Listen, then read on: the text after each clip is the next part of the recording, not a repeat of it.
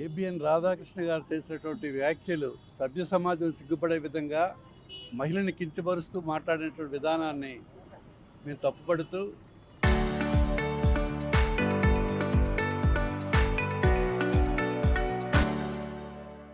మరి పోలీస్ స్టేషన్లో రాష్ట్ర వ్యాప్తంగా మేము కంప్లైంట్ చేయడం జరిగింది ఆయన మీద. దానిపైన తగు చర్యలు తీసుకోవడం వలన మరలా జిల్లా వైఎస్ఆర్ పార్టీ ముఖ్య కేడర్ అంతా కలిసి ఎస్పీ గారిని కలిసి తగు చర్యలు తీసుకోమని చెప్పి విన్నవించడం జరిగింది. ఆయన తగు చర్యలు తీసుకుంటామని చెప్పారు. ఏదైనా ఒక పత్రికాధినేత ఆ రకంగా మాట్లాడడం సమాజంలో తలవంచుకునే సిగ్గుపడే విధానం అది.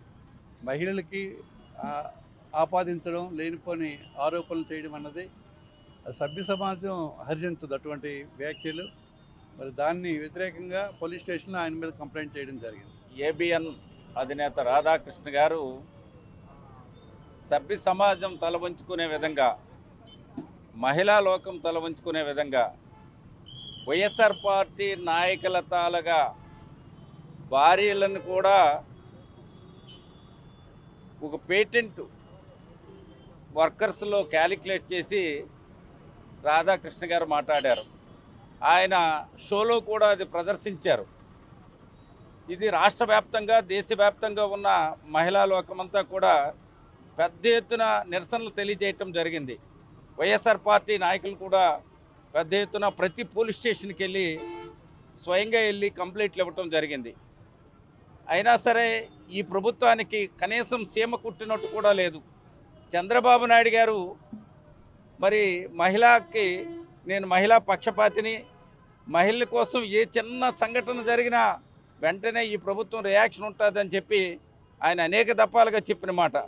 4 సార్లు ముఖ్యమంత్రిగా చేస్తున్న ఈ చంద్రబాబు నాయుడు గారికి బుద్ధి జ్ఞానం ఉంటే ఏబిఎన్ రాధాకృష్ణ గారి మీద ఈవేళ చర్య తీసుకోవాలి కదా. ఆయన చేసేది, ఆయన మాట్లాడేది, ఆయన ఇచ్చే వాయిస్ ఏదైతే ఉందో అన్ని వీడియో క్లిప్పింగ్స్తో సహా పోలీసులకి మేము పంపించడం జరిగింది. మరి ఎందుకు చర్య తీసుకోవట్లేదు చంద్రబాబు నాయుడు గారు అని మేము ఈరోజు డిమాండ్ చేస్తున్నాం, అడుగుతున్నాం. అందుకే ఈరోజు జిల్లా ఎస్పీ గారికి, పెద్దలు జిల్లా పార్టీ అధ్యక్షులు ధర్మాన కృష్ణదాస్ గారి సారథ్యంలో వైఎస్ఆర్ పార్టీ సమన్వయకర్తలంతా కూడా, శ్రీకాకుళం జిల్లా సమన్వయకర్తలందరూ కూడా ఇవాళ ఎస్పీ గారిని కలిసి ఈ విషయాన్ని తెలియజేశాం. తక్షణమే ఆయన మీద చర్య తీసుకోండి. ఆయన మాట్లాడిన మాటలను కానీ, ఏబిఎన్ ఛానల్ని కానీ నిషేధించవలసిన అవసరం ఉంది. ఎందుకంటే ఇది సభ్య సమాజం తల ఉంచుకునే విధంగా ఆయన ఆ రోజు ప్లే చేసే వీడియోస్ కానీ, షో కానీ ఉంది. ఇది దీనికి బాధ్యులైన రాధాకృష్ణ పైన చర్య తీసుకోమని చెప్పి వైఎస్ఆర్ పార్టీ తరఫున మేము డిమాండ్ చేస్తాం. పత్రికా స్వేచ్ఛ, మీడియా స్వేచ్ఛ ముసుగులో ఏదైతే ఏబిఎన్ ఛానల్లో గత 4 రోజుల క్రితం ప్రసారమైనటువంటి ఒక కార్యక్రమంలో ఈ రాష్ట్రంలో ఉన్నటువంటి మహిళల్ని, అలాగే వైఎస్ఆర్ కాంగ్రెస్ పార్టీ కార్యకర్తల్ని కించపరిచే విధంగా ఒక కార్యక్రమం రూపొందించడం జరిగింది.